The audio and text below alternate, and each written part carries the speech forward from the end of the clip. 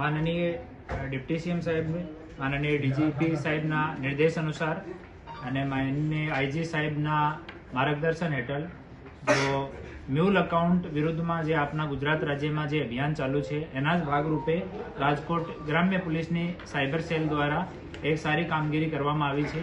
એમાં અમુક mule accounts જો હતા એની તપાસ અમે લોકો શરૂ કરી હતી અને આમાં 6 જેટલા આરોપી પહેલા અટક કરવામાં આવ્યા હતા. આજ ફર્ધર ઇન્વેસ્ટિગેશનમાં હાલ 9 જેટલા આરોપી આ ગુનામાં અટક કરવામાં આવ્યા છે અને ટોટલ 1500 કરોડ જેટલો અમાઉન્ટ આ તમામ જો અકાઉન્ટ્સ છે આમાં ઇન્વોલ્વ છે.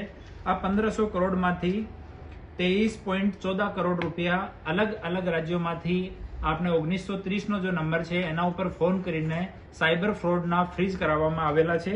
બાકીનું અમાઉન્ટ જે છે એની તપાસ અમે લોકો ચાલુ છે. અમુક આમાં જીએસટીની હેરફેરનો થઈ રહ્યો છે એવો પણ સામે આવ્યો છે, એની પર તપાસ અમે લોકો કરી રહ્યા છીએ.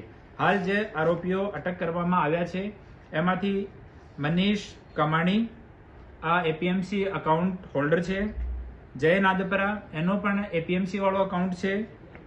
મિહિર રાંગાણી એનો એપીએમસી અકાઉન્ટ છે અને આ હેરાફેરી કરતો હતો.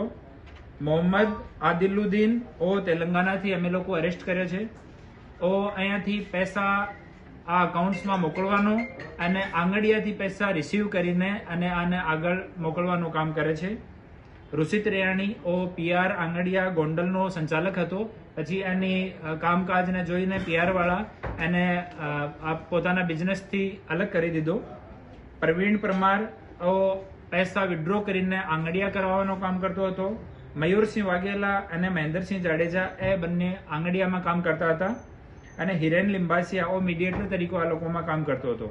આમ 9 લોકોની અટક કરવામાં આવી છે અને હાલ એક લાલો ઉર્ફે યાજ્ઞિક ઝાલાવાડિયા એની અટક કરવાની હાલ બાકી છે. આ કેસમાં ટોટલ 180 આ તમામ અકાઉન્ટ્સ ઉપર 180 જેટલી 1930ની ફરિયાદ છે, જેમાંથી 21 ફરિયાદ આપણા ગુજરાત રાજ્યમાંથી થયેલી છે, જેમાં 2.94 CR જેટલો અમાઉન્ટ આમાં ઇન્વોલ્વ છે અને ટોટલ જો ફરિયાદ છે આ અકાઉન્ટ્સ ઉપર એમાં 23.14 કરોડ જેટલો અમાઉન્ટ છે ઇન્વોલ્વ છે અને આગળની તપાસ ચાલુ છે. જો તેલંગાણાથી આદિલુદ્દીન મોહમ્મદ ઉર્ફે આદિલને અટક કર્યો છે એના ઉપર થોડા દિવસ પહેલા ડીજીસીઆઈની કાર્યવાહી પણ થયેલી છે અને થોડા દિવસો જેલમાં પણ રહેલો હતો. જે 3 આરોપીની ધરપકડ છે એના નામ શું છે ને એનો શું રોલ હતો અને કેટલા રૂપિયા મળતા હતા? આમ હતો કે આ સાયબર અને જીએસટી બંને ફ્રોડમાં માણસ ઇન્વોલ્વ છે અને ત્યાંથી આપણા જો એપીએમસીના જો અહીંયાથી એ લોકો અકાઉન્ટ હાયર કર્યા હતા આ અકાઉન્ટ્સમાં પૈસા નાખતો હતો.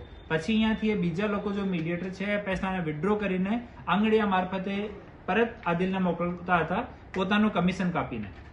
અને બીજા મિહિરભાઈ રાંગાણી અને હિરેનભાઈ આ બંને જો છે એનો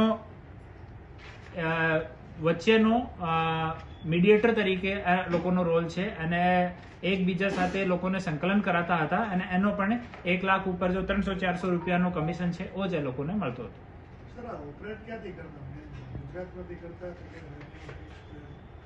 એકચ્યુઅલી એનો ઇન્ટર સ્ટેટ આ રેકેટ છે તમામ લોકોનો. આમાં 2-3 હાલ સુધીમાં 2-3 વસ્તુ અમારી સામે આવી છે. એક સાયબર ફ્રોડના પૈસા છે આમાં, એક ગેમિંગ ફ્રોડના પૈસા છે અને એક જીએસટી ફ્રોડના પૈસા છે. તો એ લોકો અકાઉન્ટ યુઝ એવી જગ્યા કરતા હતા જ્યાં ટેક્સેશન ઓથોરિટીઝની નજર ઓછામાં ઓછી પડે. તો આપણે એપીએમસીના અકાઉન્ટ્સ એ લોકો એના માટે ટાર્ગેટ કર્યા કે એપીએમસીના અકાઉન્ટ ઉપર જીએસટી કાપવાની કે ટીડીએસ કાપવાનો રહેતો નથી. તો એના માટે એ લોકો એપીએમસી અકાઉન્ટ્સને ટાર્ગેટ કર્યા હતા. અહીંયા એ લોકો એ અકાઉન્ટ્સને હાયર કરીને ઓપરેટ કરતા હતા. આમાં આદિલ પોતાના ઘરેથી જ ઓપરેટ કરતો હતો. એ જેટલા અકાઉન્ટ હોલ્ડર છે પોતાની જગ્યાથી ત્યાંથી જ ઓપરેટ કરતા હતા અને મીડિયેટર પણ સિવાય જ્યારે પૈસા વિડ્રો કરાવવાના હોય અને પૈસા મોકલવાના હોય આ સિવાય આ લોકોનો કોઈ ટ્રેડિશનલ ટાઈપનો ઓફિસ એવું કંઈ નથી. નહીં, અલગ અલગ જગ્યાના છે. હા, લોકોને શું સંદેશો આપશો કે લોકો નાની રકમ અથવા તો નાના કમિશન માટે આવી રીતના એકાઉન્ટ છે તે ભાડે આપી દેતા હોય છે? આમાં જો લોકો પણ અકાઉન્ટ્સ ભાડે આપે છે, જ્યારે પણ સાયબર ફ્રોડ થાય તો સૌથી પહેલા ડિટેલ અકાઉન્ટ હોલ્ડરની નીકળે છે અને પહેલો અક્યુઝ કોઈ બને છે તો આમાં અકાઉન્ટ હોલ્ડર બને છે. તો તમામ નાગરિકોથી નિવેદન છે કે પોતાનો અકાઉન્ટ ભાડા ઉપર આપવાનો નહીં.